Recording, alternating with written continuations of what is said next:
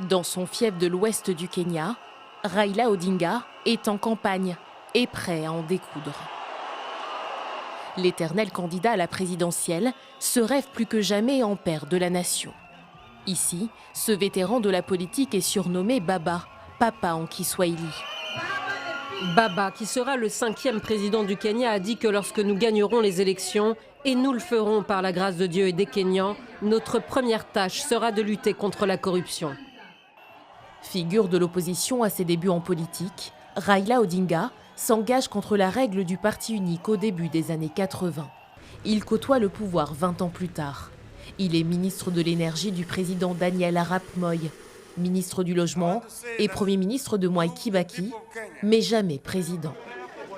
Candidat malheureux à 4 reprises, il échoue 2 fois face à Uhuru Kenyatta.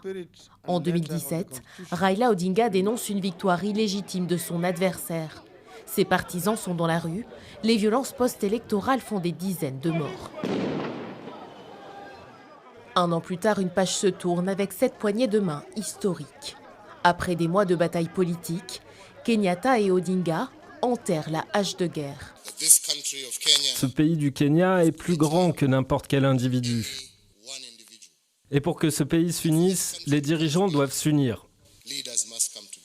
Aujourd'hui adoubé par son rival de toujours, Raila Odinga joue l'apaisement.